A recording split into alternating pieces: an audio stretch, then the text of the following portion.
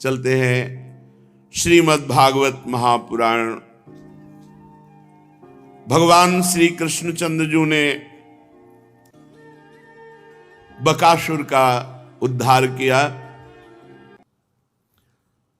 पूरी रात बीत गई, ब्रजवासी जन यही चर्चा करते हुए कि इन्हीं संकटों से बचने के लिए तो गोकुल से वृंदावन आए। भगवान हमारे लाला की रक्षा किए, नहीं तो देखो कैसे कैसे संकट आ रहे हैं। मैया श्री कृष्ण को शयन कराकर चरणों के पास बैठी, उनकी रूप माधुरी शयन करती हुई देख रही। उन्हें तो नींद ही नहीं आती।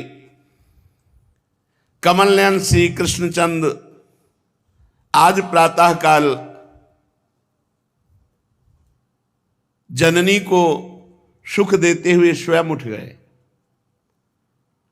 भैया देख, आज विलंब नहीं हुआ, मैं अपने आप जग गया। तो कोई कारण होगा लाला। हम भैया, मेरी रुचि है कि आज हम सब बाल भोग यहां नहीं करेंगे। आज बाल भोग सब जाकर वृंदावन की कुंज निकुंजों में बैठ करके करेंगे। कस्मिन्नप्यहनि अनुदित एवाहस्करे पुष्करे क्षणो जननी मुवाच मातरद्य निरवद्य विपिन भोजने भोजनेश्वरी विहित लालसोस्मि। भैया मेरी रुचि है, आज आप छाक बांध दीजिए और हम सब सखा जाकर के एकांत कुंज में बैठकर वहीं बाल भोग करेंगे। अपने लाला श्री कृष्ण की ऐसी इच्छा देखकर मैया यशोदा जी ने सहज में स्वीकार कर लिया। मैया अपने पुत्र की लालसा को पूर्ण करने के लिए हर तरह से तैयार रहती है। यही सेवक का धर्म है, स्वामी की रुचि में रुचि मिलाकर चलना। मन मन की रुचि जान नेह विधि अनुसरें। सखियां, ये भजन बल से सिद्धि प्राप्त होती कि इष्ट के मन में क्या चल रहा है। ये बात जो गुरु का अनन्य है उसको पता चल जाएगा गुरु के मन में क्या चल रहा है। केवल गुरु का अनन्य, जो अपने गुरुदेव के सिवा किसी को स्पर्श नहीं करता, तो स्पर्श करते ही पता चल जाएगा गुरुदेव किस स्थिति में है। नाभाजी अपने गुरुदेव के अनन्य थे, ना किसी से बात करना, ना किसी को देखना, ना कुछ और सुनना, अपने गुरुदेव के अनन्य। जैसे छोटा बच्चा मां के, तभी भगवत ऋषि जी ने कहा कै बच्चा के पेट, एक बच्चा की तरह अपने गुरुदेव के चरणों में। तो अग्रदेवाचार्य जी का कोई शिष्य का जो धनी था, उसका जहाज समुद्र में भंवर में फंस गया, तो उसने पुकारा गुरुदेव। तो अग्रदेवाचार्य जी सियाराम जी को माला अर्पण करने जा रहे थे, भाव देश में, भाव में, मानसिक लीला में। नाभाजी ने देखा कि गुरुदेव का चित्त चंचल हो रहा है, मानसिक सेवा में बाधा पड़, तो ऐसे पंखा से किया और अंदर कहा गुरुदेव मानसिक सेवा में। काम हो गया, उसका जहाज बच गया। आप सियाराम जी को माला पहना। बोले कौन कौन बोला? बोले जिसको आपने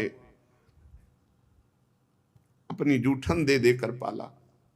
ये नहीं कहा जिसको आपने अपनी जूठन दे देकर सेवा पूरी की, और कहा तुम्हारे अंदर मैं एक भागवतिक तेज देख रहा हूं जो बहुत बड़ा कार्य करेगा।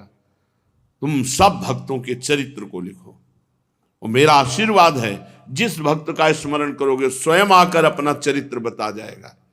गुरु की अनन्यता, इष्ट की अनन्यता। तो मन मन की रुचि जान नेह विधि अनुसरें। सेवा तभी सिद्ध मानी जाती है जब इष्ट के अनुकूल करे, सेव्य के अनुकूल करे। अपने अनुकूल सेवा करना और इष्ट के अनुकूल सेवा करना बहुत बड़ा भेद है। मैया राजी हो गई जिसमें तेरी रुचि। यशोदा मैया अपने पुत्र की अभिलाषा सिर हिला करके पूर्ण की। हाँ बेटा, किंतु भगवान श्री कृष्णचंद्र जी बड़े हठीले स्वभाव के हैं। भैया अभी मुझे जाना है, अभी इसी क्षण जाना है। मेरी मैया ऐसे दुलार कर कमल से, मेरी मैया अभी जाना है।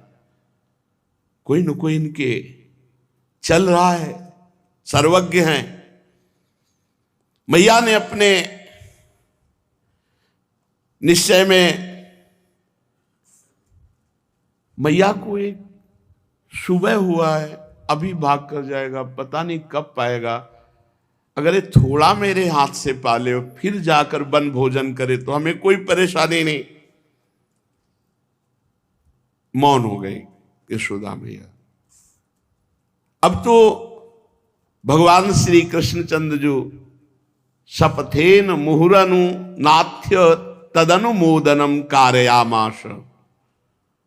ए मैया, तुझे हमारी कसम है, अभी भेज दे। इतना बड़ा क्यों उत्साह प्रकट कर रहे हैं? क्योंकि आघासुर का वध करना है। कंस ने जब सुना कि बकासुर मारा गया, बहुत उदास खिन्न हो गया। क्या करें? वत्सासुर, प्रलंबासुर, बकासुर, उधर पूतना, शक्टासुर, तृणावर्ते, बड़े बड़े महान बलशाली मारे गए। वो बहुत चिंता में। तो सभा में जो असुर मंत्री थे उन्होंने कहा, भी आपका एक मित्र है बहुत बलवान अघासुर, वो भी पूरे ब्रजमंडल को लील सकता है, आप आदेश कीजिए। उधर उसका प्लान चल रहा है, इधर प्रभु का। मैया से हट कर लिया शपथ पूर्वक, मैया तुम्हें हमारी शपथ है, हमें आज जाने दीजिए, मैं आज वन भोजन करूंगा। वहीं वन भोजन की योजना वत्सचारण के समय ही बना ली थी भगवान ने, क्योंकि जब बकासुर को मारा था तो पता चल गया भगवान को, भगवान तो सर्वज्ञ है, कि अब अघासुर की प्रवेश वृत्ति यहां होने वाली, ब्रज में एंट्री उसकी होगी, तो उसकी व्यवस्था क्या करनी है। तो भगवान ने पहले ही सोच लिया था, जल्दी उठना है और यहीं आके प्रसाद पाने वाली लीला करनी। और सखा मंडल को सबसे बता दिया था कि प्रातःकालीन वेला पर सब नंद भवन के सामने उपस्थित हो जाओ और सब अपने अपने घर से कलेवा लाना और बांट करके हम वन में पाएंगे। भगवान श्री कृष्णचंद्र जी का पहले से तो किसी ने कोई भी विरोध नहीं किया, सब सखा इसी में तैयार है, क्योंकि सब इसी पद्धति के हैं, जोई जोई प्यारो करे सोई मोहि भावे।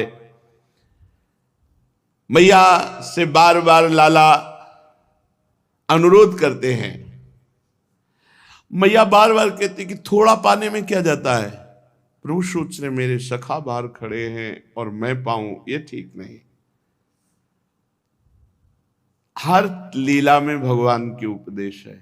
यदि आपका कोई मित्र, कोई अतिथि, कोई घर पे है तो सबसे पहले उसको पवाओ, फिर आप पाओ। ये अनीति होगी कि आप अपने घर में आए हुए अतिथि, रिश्तेदार, वयोवृद्ध या कोई भी बैठा हुआ है, आप एकांत में पा रहे हैं, ऐसा नहीं। पहले उससे पूछिए, जो आप पा रहे हो वही उसको पवाइए, फिर आप पाइए। ये पद्धति है। बात नहीं बनी। मैया ने कहा तेरी बात मानूंगी तो मेरी भी बात एक मान। हाँ, क्या बात है आपकी? तो मुझे श्रृंगार कर लेने दे। बात तय हो गई। उधर रोहिणी जी से कहा तुम भोग तैयार करो। लालजू ने कहा श्रृंगार कर लीजिए। भगवान श्री कृष्णचंद्र जी का जो मैया श्रृंगार करती है बहुत ही सुंदर। अब ये तो सुंदरता के समुद्र ही हैं। आंगन में आके खड़े हुए, मोटे मोटे चरणों में नूपुर, करधरी, पीली धोती, ऐसे सुंदर श्रृंगार कर, मोर मुकुट, कुंडल, माथे पे तिलक, दो काजर की टिक्की, किसी की नजर न लगे, विशाल नेत्रों में अंजन, श्रृंगार करके जो ये आंगन में खड़े हुए, जननी दौड़ के आई, एक हाथ पीछे ऐसे किए हुए और मुख में मक्खन ऐसे, थोड़ा तो पाना पड़ेगा। प्रभु ने कहा मेरा सब सखा परिकर से था कि मैं भी नहीं पाऊंगा और वन भोजन करूंगा कि बस मां आपका प्यार इतना, पर हमने सखाओं से वादा किया कि हम वन भोजन करेंगे। श्री कृष्णचंद्र ने जेव ही नंद बाबा के भवन से बाहर चरण रखा कि सखाओं के उल्लास की सीमा न रही। इतने सुंदर श्रृंगार में ठाकुर जी पधारे। अब कोई श्रृंगी ध्वनि कर रहा है, कोई वंशी ध्वनि कर रहा है, कोई आ गया मेरा कन्हैया, ऐसे कन्हैया भैया आ गया, सब आनंद मगन हो गए। आज एक विशेष उल्लास है सखाओं में। जननी भी इस विचार में मगन है कि बिना कहे उठ गया, नहीं तो बहुत इसे दुलार करके उठाना पड़ता है। और सर्वाश्चर्य की आज अभी प्रातःकालीन बेला है और ये सखा सभा करके पहले से ही विराजमान है। अब तो पूरा परिकर वन की तरफ चल पड़ा। गोवत्सों को हाँक देने के लिए गोप बालक गोष्ठ की ओर दौड़े। भगवान श्री कृष्णचंद्र जी अपने बछड़ों को सब अपने अपने गोष्ठों से एक में मिला देते हैं। अपार बछड़ों की श्वेत श्वेत ऐसी राशि की राशि सब वृंदावन की तरफ अग्रसर हो रहे हैं। बछड़े उनके बीच बीच में गोप बालक और सबसे पीछे श्री कृष्णचंद्र जो समस्त ब्रजवासी बालक भगवान की मुख माधुरी देख करके उल्लसित होते हैं। क्वचित बनाशाय मनो दधद्ब्रजात प्रातः समुत्थाय वयस्य वत्सपान प्रबोधयत् श्रृंगरवेण चारुणा विनिर्गतो वत्स पुरस्सरो हरिः। आज प्रभु का ऐसा रूप है कि हर गोप बालक मुड़ करके देख रहा है। वेणुं वामे कर किशलये दक्षिणे चारुयष्टिं कक्षे वेत्रं दल विरचितं श्रृंगमत्यद्भुतं च बर्होत्तंसं चिकुर निकरे बल्गु कंठोपकंठे गुंजाहारम कुवलय युगम कर्णयोश्चारु बिभ्रत। वाम कर में ऐसे बंशी सुशोभित है। भगवान मुख में ऐसे बंशी किए हुए और दाहिने कर से लकुटी सरंगी, ये सब अलकावली कपोलों पे झूल रही है। घुंघराले बाल हैं, मोर मुकुट, गुंजाहार, सुंदर कर्णयुगल, बहुत सुंदर शोभा श्री लालजू की है। कुंडल जब ऐसे तो कपोलों पे कांति पड़ती है और हार, गुंजाहार के साथ रत्नहार, रत्न के जटित बाजूबंद। आज तो प्रभु का अद्भुत रूप समस्त गोप बालक अपने सखा श्री लालजू को देख देख करके बहुत आनंदित हो रहे हैं। असह्य आनंद आ रहा है। असह्य माने सहा नहीं जा रहा। अधिक से अधिक सब गोपों ने भोजन सामग्री अपने बालकों को, गोप बालकों को बांधी, क्योंकि पता है सब मिलकर पाएंगे और पता है सब श्री कृष्ण को पवाएंगे। इसलिए अच्छे अच्छे माखन मिश्री, छाछ, बहुत सी सामग्रियां। सबको चिंता है हर ब्रजवासी को कि कुछ ऐसा पदार्थ न जाए, क्योंकि कोई भी सखा बिना श्री कृष्ण को पवाए पाता नहीं है। अब सखाओं का समुदाय सहस्त्र सहस्त्र गोप सखा और बहुत अगणित बछड़े, अपने बछड़े जब श्री कृष्ण के बछड़ों में मिलाए तो असंख्य गोवत्स हो गए। कृष्ण वत्सई रसंख्यातैर यूथी कृत्य स्ववत्सकान।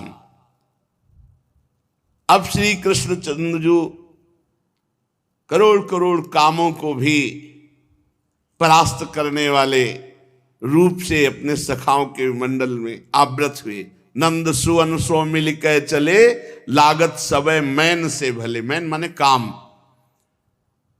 तीन मदि मोहन अति सुखदाई, नग जराई मद ज्यो मधिनाई। आज दोनों अर्थात सखा और भगवान श्री कृष्ण बड़े आनंद में। केनापि हेतुना गृह स्थित कुतूहलिनी हलिनी। आज पता नहीं कौन सा एक आनंद उत्सव सबके हृदय में है, पर आज बलराम जी साथ नहीं। रोहिणी मैया ने उन्हें बलपूर्वक रोक लिया। बलदेवस्तु मात्रा जन्मर्क्ष शांतिक स्नानार्थम गृह एव बलाद्रक्षिता।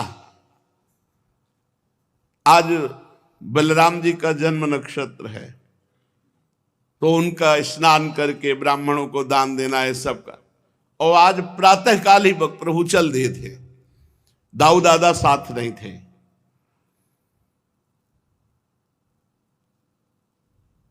दाऊ भैया ने सखाओं से जाके पहले कह दिया था, इसकी सुरक्षा रखना, आज मैया मुझे जाने नहीं दे रही, मुझे बहुत चिंता लग रही है, सुबह से चल रहा है, कुछ ना कुछ घटना तो नहीं है, क्योंकि इसका कोई ये क्या सोच रहा है, क्या करेगा, कोई जान नहीं सकता। इसलिए सखाओं से और श्री कृष्ण से कहा, मेरी इच्छा के विरुद्ध मुझे रोका जा रहा है, किंतु जो लीला तुम सोच रहे हो वो तुम संपादित करने में समर्थ हो, मुझे पता है। इतना कहा कि मुझे जबरदस्ती रोका जा रहा है, वैसे मैं रुकना नहीं चाहता, मैं इसलिए भी रुक जा रहा हूं कि मुझे पता है तुम जो लीला सोच रहे हो करने में समर्थ हो। तो सखाओं ने सोचा वन भोजन खेल क्रीड़ा की बात हो रही होगी। बलराम जी ने इशारा दिया भगवान को, आप समर्थ हो, आप निश्चिंत होकर जाओ। अब तो दाऊ भैया ऐसा कुछ हुआ कि किसी को स्मृति नहीं कि दाऊ भैया हमारे साथ हैं कि भी नहीं है। नवीन उत्साह अरविंदाक्ष कमल नयन भगवान श्री कृष्ण के चंचल नेत्र सब सखाओं के मुखमंडल पर। कोई गुंजा, कोई कांच, कोई मुक्तामणि, कोई स्वर्ण निर्मित आभूषणों से रचना किए हुए ग्वाल बाल सखा सब, और नीलमणि मनोहर श्रृंगार किए हुए। अब उनकी क्रीड़ा आरंभ हुई बाल सखाओं की। विविध प्रकार की बाल चेष्टाएं प्रभु करते, जैसे साधारण बालक खेलते ऐसे ही।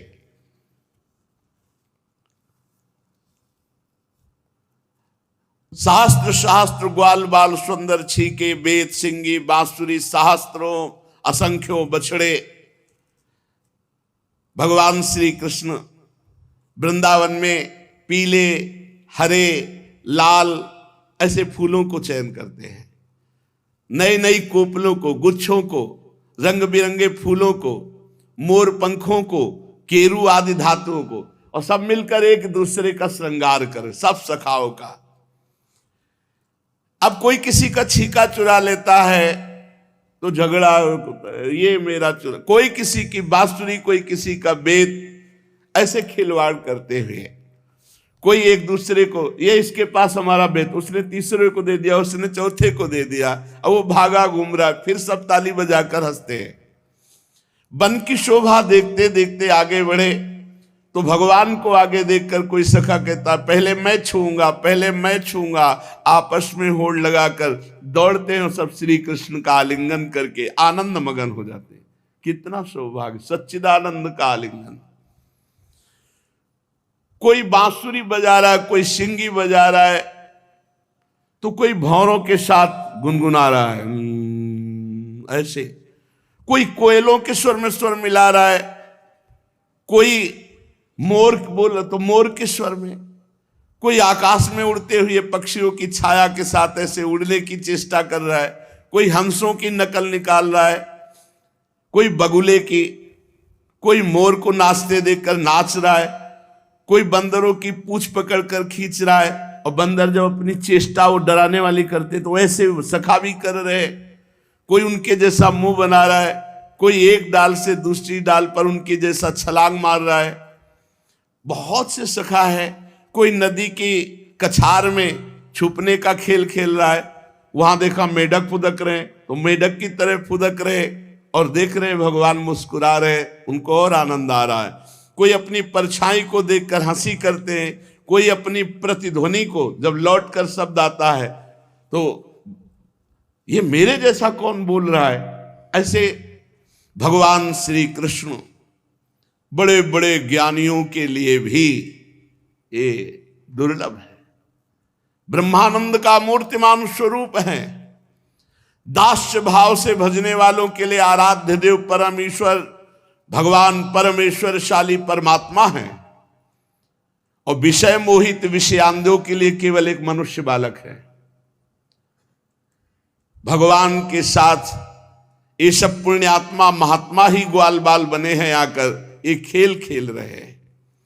बहुत जन्मों तक, शब्द ध्यान देना, बहुत जन्मों तक श्रम कष्ट तपस्या इंद्रियों पर विजय अंतःकरण को वश में कर लिया है, उन योगियों के लिए भी ये सुख अप्राप्य है जो सखाओं को प्राप्त हो रहा है। बड़ा दुर्लभ लाभ है। वही भगवान जो बड़े बड़े योगियों की पकड़ में नहीं आते, ब्रजवासी बालकों के साथ आंख मिचौनी खेल रहे, छुपा छुपी खेल रहे। श्री सुखदेव जी कहते परीक्षित इनके सौभाग्य की महिमा हम कैसे वर्णन करें। इसी समय सखा बछड़े और श्री कृष्ण ये मानो गए, अब आप चिंता मत करो, जो जाता है वो यही कह के आता है। आपको हमारे बल पर विश्वास है? कंस कहता मैं चाहूं तो पूरे ब्रजमंडल को चबा डालूं, ऐसा रूप है उसका। कंस ने कहा बड़ा हमारी मित्रता आप तो है ही, और बड़ा उपकार होगा आपका, मैं इस भय से उबर नहीं पा रहा हूं। अगासुर ने कहा बस गया और आया, आप चिंता मत करो। अब वहां से अघासुर आ गए। ये बहुत बलशाली था, एक से एक बलशाली थे। उसने पहले गुप्त रूप से श्री कृष्ण ग्वाल बालों की ये सुखमयी लीला देखी, बड़ी जलन हुई। ये इतना भयंकर था, अघासुर की अमृत पान करके अमर हुए देवता भी इससे भयभीत होकर जीवन की रक्षा चाहते थे। देवता लोग बाट जो रहे थे कि इस अघासुर की मृत्यु का कब अवसर आएगा।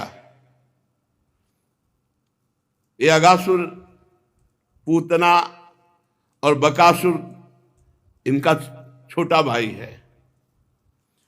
ध्यान से देखा श्री कृष्ण की तरफ, इसने हमारी बड़ी बहन पूतना को मारा, हमारे भैया बकासुर को मारा, आज इसे मार करके इसके जब हम मार देंगे तो हमारे जो पधारे हुए जन हैं उनकी छाती शांत होगी। आत्म शांति के लिए आज इसको मारे। वो श्री कृष्ण श्री दामा ग्वाल बालों को देखकर मन ही मन सोचने लगा, मेरे सगे भाई बहन को मारने वाले, आज तो जिंदा नहीं बचेगा, आज मैं तुझे मार डालूंगा। जब मैं इसे मार डालूंगा तो मेरे भैया और बहन को तर्पण की तिलांजलि, और सारे ब्रजवासी श्री कृष्ण के बिना अपने आप मर जाएंगे। जब उनके सब सखाओं को श्री कृष्ण को मार देंगे तो ब्रजवासी तो ऐसे ही मर जाएंगे। मृत्यु से ब्रजवासी अपने आप मर जाएंगे, ऐसा निश्चय करके दुष्ट दैत्य अजगर का रूप धारण करके लेट गया, जिधर से सब बछड़े और सखा खेलते हुए आ रहे थे। कितना बड़ा अजगर का शरीर था? 1 योजन 4 कोस बड़ा। 4 कोस कितना लंबा होता है? बहुत। 1 योजन और ऊंचाई पर्वत के समान, बड़ा अद्भुत। उसकी नियत थी एक झटके में बछड़ा, सखा, श्री कृष्ण सबको निगल जाने की, इसलिए उसने अपना मुंह फाड़ रखा था। और अजगर में एक आकर्षण शक्ति होती है, जैसे उसके सामने शिकार आया तो वायु घसीटती है, और जब पकड़ लेता है तो उसकी पकड़ से उसके शरीर को काट डालो तभी बचना होता नहीं, उसकी पकड़ इतनी जोर की होती है, बचना नहीं हो सकता। अजगर की पकड़ देखो, भीम नहीं बच पाए।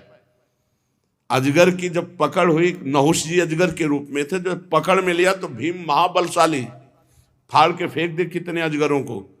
भीम के स्वरूप का जब वर्णन आया है कि जब ये वो पुष्प लेने के लिए जो द्रौपदी के पास उड़कर आया था, द्वितीय पुष्प लेने के लिए जब ये पर्वत की तरफ जा रहे थे तो बड़े बड़े वृक्षों को चकनाचूर करते हुए, मद बहाते हुए, हाथियों को घूंसे से धराशायी करते हुए, अपनी ताल और गर्जना से सिंहों को भयभीत करते हुए, तभी हनुमान जी ने कहा ये उग्र रूप लेके जा रहे हैं, कोई न कोई इनको साप दे देगा, ये ऋषियों का क्षेत्र है, ये सिद्धों का क्षेत्र है। तो हनुमान जी रास्ते में बैठ गए। पवन पुत्र ये भी, पवन पुत्र वो भी। हे वृद्ध वानर, रास्ता दीजिए, हटाइए पूछ। उनका कही दिया है वृद्ध हैं तो हम अपनी पूछ उठा नहीं सकते, आप उठा दीजिए। मतलब मजाक समझा है, हटाओ पूछ। अरे बूढ़ा हूं, उठा के पूछ अगर चले जाओगे तो क्या हो जाएगा? क्योंकि नांगना ये किसी भी विवेकी, किसी भी जीव को नहीं नांगना चाहिए। जैसे कोई पड़ा है तो ऐसे नांग कर नहीं जाना चाहिए, नहीं उसके सुकृत नष्ट हो जाते हैं। अब यहाँ किसी को पता है नहीं, पशु पक्षी को भी नहीं नांगना चाहिए। अगर कोई ऐसे पशु है तो नांगना नहीं, साइड से निकल जाओ। नांगने से सुकृत नष्ट हो, लात मारने से सारे सुकृत नष्ट हो जाते हैं। किसी को, अब शास्त्रों को तो सुनते पढ़ते बहुत कम लोग हैं। भीम नांग सकते थे लेकिन नांगा नहीं, क्योंकि सुकृत नष्ट हो जाए, इसलिए कहा पूछ हटाओ, तो आप हटा लो। भीम ने कहा तो तुम्हारे प्राणों पर अब बनने वाली है, क्योंकि तुम हमारी आज्ञा का उल्लंघन करते हो। और वो हिली नहीं, पूछे, दोनों हाथ से उठा फिर भी नहीं हिली, पूरी ताकत लगा दी फिर भी नहीं हिली। हनुमान जी ने कहा बूढ़ा हूं, शक्तिहीन हूं, लगा लो ताकत। तो हाथ जोड़ के कहा आप हमारे बड़े भ्राता पवन पुत्र हनुमान है क्या? तो मुस्कुरा दिया। तब कहा प्रभु आप ऐसी लीला क्यों कर रहे हो? क्योंकि तुम भाई आगे जाओगे तो तुम्हें शाप मिल जाएगा, क्योंकि तुम जैसी भावना में उन्मत्त हो गए। ऐसे महाबलशाली भीम को जब नहुष ने लपेटा, अजगर रूप में थे, त्राहिमाम बोल गए अजगर की लपेट से। ये तो कहो युधिष्ठिर जी आके प्रश्नों का उत्तर दे, वो अजगर योनि से मुक्त हो गए, बच गए। अब ये अघासुर 4 कोस लंबा शरीर फैला के, गुफा जैसा मुंह, नीचे के ओठ पृथ्वी पे, ऊपर का ओठ बादलों से, कंदराओं के समान जबड़े, पर्वत शिखर की नुकीली ऐसी दाढ़ें, मुंह के भीतर घोर अंधकार गुफा जैसा, और जीभ ऐसी लग रही थी कि इस गुफा में प्रवेश करने की सड़क है, और सांस दावा नल के समान धधक रही थी। अगासुर को देख करके गोप बालकों ने कहा देखो देखो, ये तो हमने देखा ही नहीं वृंदावन की शोभा, ये कितना कौतुक, देखो देखो, ये तो ऐसा लगता है जैसे अजगर का मुंह हो। वो समझ रहे वृंदावन की शोभा है। कोई कहता मित्र भला बताओ तो ये हमारे सामने जो ये दृश्य है इसमें ऐसा सही नहीं लग रहा, कि ये अजगर का खुला हुआ मुख है? दूसरे ने कहा हाँ हाँ, सूर्य की किरणें पड़ने से ये जो कुछ लाल लाल दिखाई दे रहा है, ऐसा लग रहा है कि अजगर का ऊपरी ओठ है, और बादलों की परछाई से जो नीचे का दिखाई दे रहा है वो लग रहा है ये नीचे का ओठ है। तीसरे ग्वाल वाले ने कहा हाँ हाँ, देखो तो सही, ये दाईं और बाईं ओर की गिर गुफा कंदराएं ऐसा लग रही अजगर का जबड़ा है। ये ऊंची ऊंची शिखर पंक्तियां तो साफ साफ इसकी दाढ़े मालूम दे रही।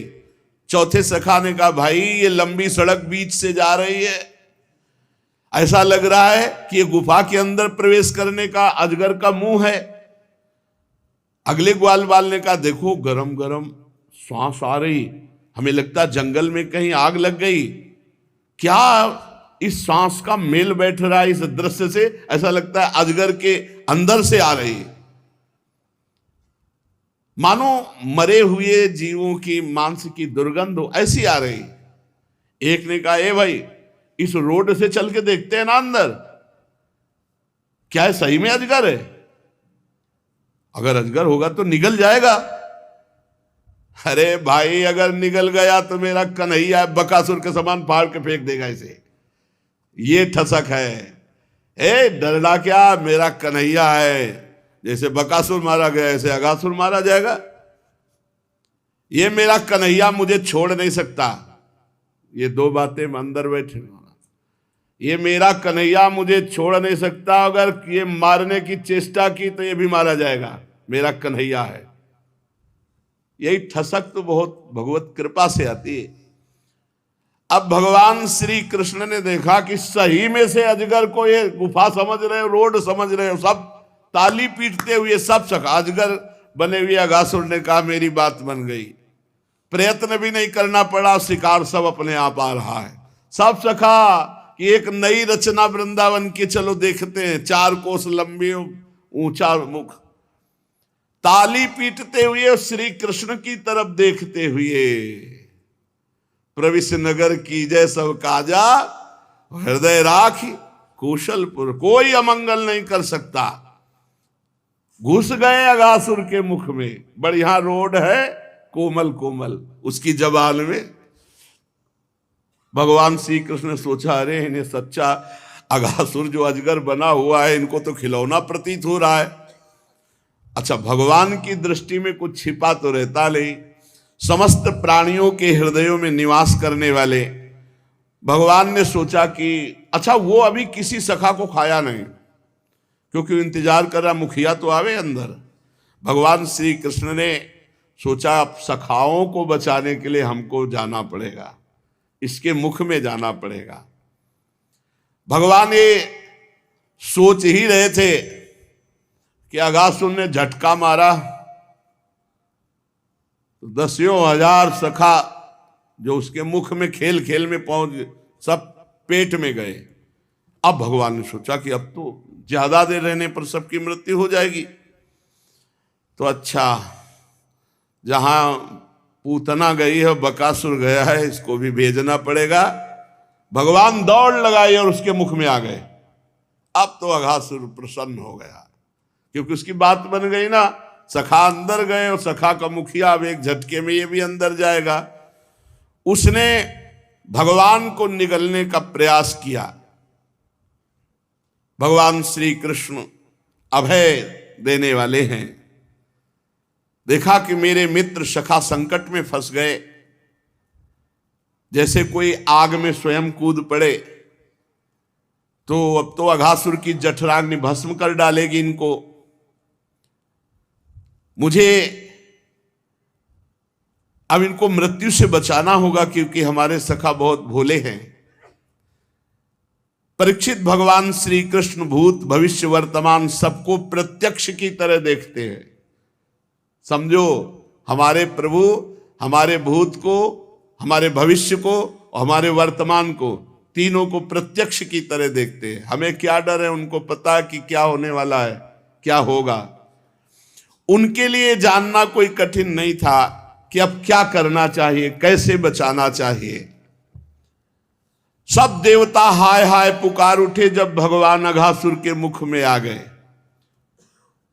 जब देवताओं की हाय हाय सुनी तो गुप्तचरों ने बताया काम हो गया कंस से। सखा सब अंदर और जो श्री कृष्ण है वो उनके मुख में अघासुर के है। बड़ा आनंदित हुआ कंस, बहुत गुप्तचर को माला तोड़ के दी, काम हो गया। अभी सोचा नहीं कि काम किसका हो जाएगा। अब असुरों और बछड़े भी, अरे भैया कोसों मुंह फैलाए हुए, और भगवान श्री कृष्ण को सबको चबा चबा के चूर करने का प्रयास करने लगा। भगवान श्री कृष्ण ने अपने शरीर को विराट रूप किया, बढ़ाया, इतना बढ़ाया मोटा लंबा, बिल्कुल फिट उसका मुंह बंद, कहीं से वायु आने जाने की। अब थोड़ी देर में प्राणवायु रुक गई, आंख उलट गई, व्याकुल हो गया, छटपटाने लगा, शरीर रुका। अब बाहर से तो बंद है, ब्रह्मांड फोड़ करके उसके प्राण निकल गए, ब्रह्मरंध फोड़ कर प्राण निकल गए। वैसे बड़े भाग्यशाली हैं ये सब, जिनका नाम मुख में हो तो परम पद मिल जाता है, वो मुख में है तो बताओ।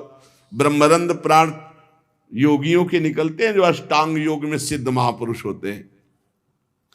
सारी इंद्रियां सब भगवान मुकुंद ने अमृतमयी दृष्टि से देखा। समस्त बछड़े ग्वाल वाल सब स्वस्थ अघासुर के मुख से बाहर आए, और भगवान भी बाहर आए। वो मर गया था अघासुर।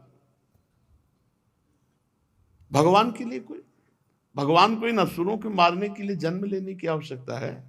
अरे एक संकल्प, भ्रकुटी विलास सृष्टि लय हुई, ये सुख देने के लिए। ये जो बड़े बड़े महात्मा ग्वाल बने हैं, गैया बने हैं, बछड़े बने, इनको सुख देने के लिए।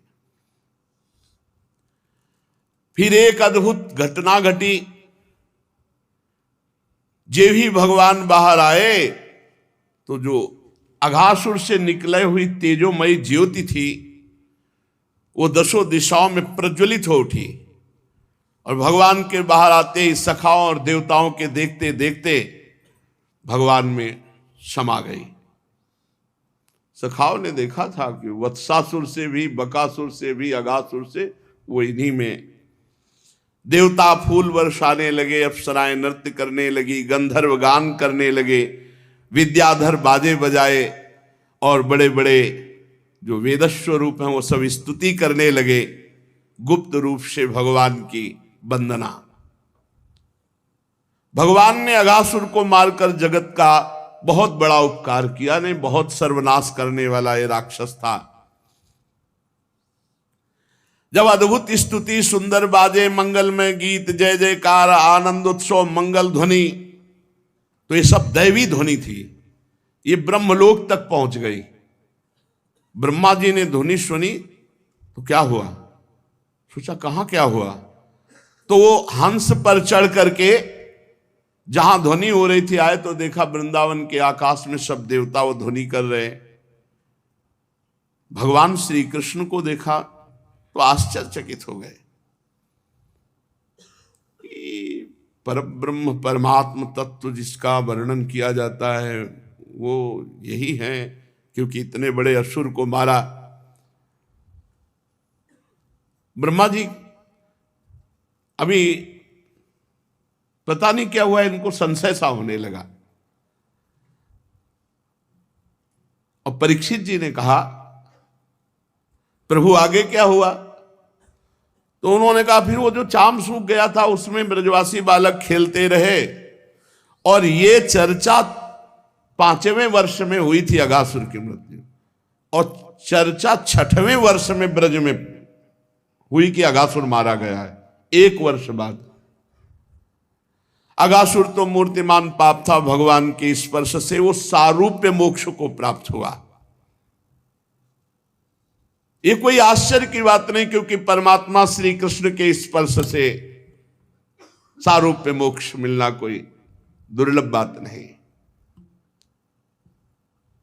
देखो परीक्षित, भगवान श्री कृष्ण की अगर एक अंग की प्रतिमा का ध्यान कर ले, जो मूर्ति है मूर्ति के एक अंग का ध्यान कर ले और उसी को हृदय में बैठा ले तो शालोक के सामीप्यादि मोक्ष प्रदान कर ले। फिर साक्षात भगवान उनके मुख में चले गए अघासुर के। अब उसे भगवत प्राप्ति में कोई संदेह, क्योंकि भगवान स्वयं प्रवेश कर गए। परीक्षित जी ने बात पकड़ी, कहा भगवान भगवान आपने अभी कहा कि 5वें वर्ष की लीला 6ठे वर्ष में ब्रज में कही गई, तो ये एक समय कालीन लीला 1 वर्ष बाद क्यों कही जाती है? महायोगी गुरुदेव, इसमें कोई आश्चर्यपूर्ण रासपूर्ण घटना है, कौतूहल है, आप कृपा करके बताइए, क्योंकि अपने अधिकारी शिष्य को गुप्त से गुप्त बात गुरु बता देते हैं। इसमें कोई न कोई भगवान की विचित्र लीला हुई है। भगवान के परम प्रेमी परीक्षित जी ने जब ये प्रश्न किया तो सुखदेव जी ने कहा, परीक्षित तुम बड़े भाग्यवान हो, बड़ी एकाग्रता से भगवान की चर्चा सुन रहे हो। यही श्रोता का कि बड़ी सूक्ष्मता से उसे सुनना। भगवान के प्रेमी भक्तों में तुम्हारा स्थान सर्वश्रेष्ठ है, तभी तो तुमने इतनी चतुराई से बात पकड़ ली और प्रश्न किया। तुम भगवान की लीला कथा बहुत ध्यान से सुन रहे हो, तुम्हें भगवान के संबंध में प्रश्न करने का और सरस बनाने का ये बड़ा सौभाग्य मिला। रसिक संतों की वाणी और कान और हृदय ये केवल भगवान के लिए होते हैं। वाणी से भगवान की लीला गायन, नाम कीर्तन, नाम जप, कान से भगवान की लीला श्रवण, नाम कीर्तन सुना, हृदय से भगवान की सेवा और भगवान का चिंतन। ये भक्तों का, संतों का स्वभाव होता है कि भगवान की चर्चा में नया नया रस, नूतन नूतन रस। 100 बार यही चर्चा हो तो उनको नया नया लगेगा, मानो पहली बार सुन रहे हैं। जैसे स्त्री पुरुषों को स्त्रियों की चर्चा में नया नया रस जान पड़ता है। परीक्षित तुम एकाग्र चित्त से श्रवण करो। यद्यपि भगवान की लीला अत्यंत रहस्यमयी, फिर भी मैं तुम्हें सुनाता हूं, क्योंकि दयालु आचार्यगण अपने प्रेमी शिष्य को गुप्त रहस्य भी बतला दिया करते हैं। यह तो मैं कह चुका हूं कि भगवान श्री कृष्ण अपने साथी ग्वाल बालों को मृत्यु रूप अघासुर के मुंह से बचा लिया। इसके बाद यमुना पुलिन पर आए और उनसे कहने लगे, प्यारे मित्रों, ये बड़ी रमणीय भूमि है, यहाँ की बालू बहुत कोमल है, हम लोगों के लिए खेलने की तो यहाँ सभी सामग्री विद्यमान है। देखो, एक और रंग बिरंगे कमल खिले हुए हैं, उनकी सुगंध से खिंचकर भौरे गुंजार कर रहे, दूसरी ओर सुंदर पक्षी कलरव कर रहे जिसकी प्रतिध्वनि हो रही है। कितने सुंदर वृक्ष हैं, कुंज निकुंजे हैं। सुबह से लेकर के आए थे कि बाल भोग वहीं करेंगे, अब यहीं पावन पुलिन पर बैठ करके हम लोग प्रसाद पाते हैं। सबने कहा ठीक है ठीक है। प्रभु ने कहा, यही पास की घास में बछड़े घेर कर ले आओ और यही सब मंडलाकार बैठ जाओ। यमुना जी का जल पीने योग्य है, यहीं बैठकर पान करते हैं। सब बछड़ों को यमुना जल पिला करके हरी हरी घास पाने में छोड़ दिया और आप सब आनंद से भोजन पाने लगे। कैसे बैठे? बीच में भगवान बैठे और मंडलाकार चारों ओर पंक्तियां की पंक्तियां, एक पंक्ति नहीं कई पंक्तियों में सखा बैठे और सबको भगवान सामने नजर आ रहे हैं। भला मंडलाकार में सामने कुछ को नजर आ सकते हैं, लेकिन दाएं बाएं पीठ, लेकिन सबको भगवान अपने सामने नजर आ रहे हैं। भगवान श्री कृष्ण के मुख की ओर सबकी आंखें हैं। वन भोजन के समय श्री कृष्ण साथ बैठे हुए ग्वाल बाल ऐसे शोभायमान हैं मानो कमल की कर्णिका के चारों ओर छोटी बड़ी पंखुड़ियां और बीच में पराग, ऐसे भगवान। अब तो कोई बड़े पत्ता, कोई पल्लव, कोई छीका, कोई छाल, कोई पत्थर, इनके पात्र बना लिए और सब अपने अपने भोजन पर। और ब्रह्मा जी ये अभी है, अभी अघासुर का उद्धार करके आए, हंस पर ऊपर बैठे। विचार ही कर रहे हैं क्या परब्रह्म परमात्मा यही है जो अवतार लिए हैं। जो भगवान भ्रमित करना चाहे तो ब्रह्मा को भी भ्रमित कर सकते हैं, हमारी आपकी क्या ताकत है। ब्रह्मा जी ने हंस पर चढ़े हुए थोड़ी देर और इंतजार किया कि देखें क्या लीला होती है। सब सखा, अब पहली भक्ति की भोग पद्धति है कि भगवान को पवा के, और ब्रज की ऐसी पद्धति नहीं। ब्रज के पहले अपना पाके, अपने कवल पाके, अब जे भी जो जो भोग सामग्री आई पहले बहुत मीठी, कन्हैया मुंह में से, और नजदीक जाके अपने मुख से भगवान के मुख में, कोई अपना एक कवल पाए, बहुत मीठी खीर है, वहां भगवान थोड़ी है, तो मेरा प्राण प्यारा कन्हैया, सबके प्राण प्रभु है। और वैसे भी आम वैश्वानरो भूत्वा प्राणी नाम देहमाश्रिता, यही भोग लगाते, सबके हृदय में जठराग्नि बनकर यही भस्म करते हैं। ब्रह्मा जी को लगा है भगवान है, अहीर बालक अपने मुख से भगवान है। नहीं, भगवान तो नहीं, सर्वज्ञ भगवान, सच्चिदानंद में भगवान, ऐसा कैसे ये छोटे छोटे गोप बालकों की जूठन खाने वाला है भगवान हो सकता है। और भगवान और बड़े चाव से, अब छीना झपटी शुरू हुई, वो उनके उनसे सखा है। ब्रह्मा जी को ये भगवान नहीं हो सकते, बड़ा बड़ा विचित्र खेल है।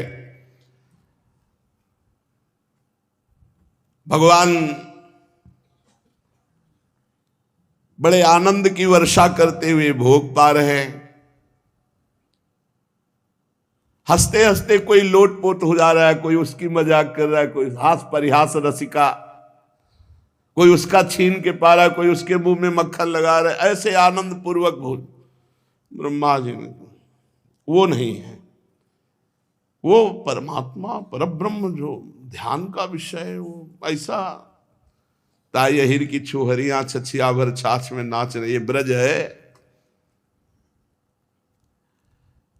कोई किसी को हंसा देता, कोई विभिन्न भिन्न रुचि का प्रदर्शन करता, कोई हंसते हंसते लोटपोट हो जाता। इस प्रकार सब भोजन करने लगे। उस समय श्री कृष्ण की छटा सबसे निराली थी। मुरली तो कमर की फेंट में आगे खोस रखी थी, सिंगी बेत बगल में दबा लिया, बाएं हाथ में घृत मिश्रित दही भात का ग्रास है, अंगुलियों में अदरक के नींबू अचार मुरब्बा है, और ग्वाल बाल मंडलाकार चारों ओर, और बीच में विनोद भरी बातें करते हुए, हंसते हंसाते हुए, छीनते खाते हुए, ऐसे आनंद वर्षा हो रही। यज्ञ भोक्ता भगवान स्वयं ग्वाल बालों के बीच में बैठ करके भोग लगा रहे। आश्चर्यचकित हो गए ब्रह्मा जी। भगवान भोजन करते करते रस में सबको निमग्न किए थे।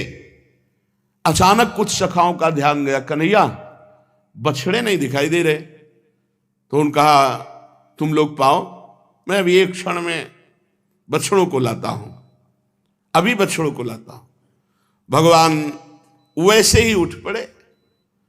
अब बछड़ों को खोज रहे, काफी देर ढूंढा, और ब्रह्मा जी आकाश में हंस में उपस्थित अगासुर की मोक्ष पदवी देख करके आश्चर्य हुआ था। उन्होंने सोचा कि परमात्मा है तो कोई आश्चर्यमयी लीला और देखी जाए। तो बछड़े कहीं गए नहीं थे, ब्रह्मा जी ने अपहरण कर लिया था, और ब्रह्मलोक में जाके योग माया से उनको सुला दिया। और भगवान जब बछड़े लाने के लिए गए तो सब सखाओं को गायब कर दिया।